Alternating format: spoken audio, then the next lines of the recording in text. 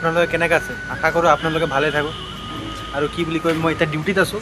মই কিন্তু ভিডিঅ' বনাব সময় নাপাওঁ, কাৰণ যিমানখিনি সময় পাওঁ মই জুবিন দাৰ কাৰণেই ভিডিঅ' বনাওঁ।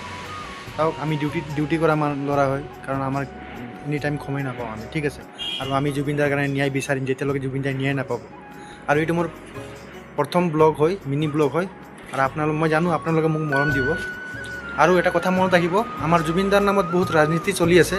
যোনে জুবিন দাক এটা সময়ত গালি পাইছিলে, আজি তেওঁ ৰাস্তাত আহি জাষ্টিছ বিচাৰি আছে। কিন্তু আমি ইয়াতে গম পাব লাগে যে বহুত মানুহ আজি জুবিন দাৰ নাম লৈ কিনে ৰাজনীতি কৰি আছে।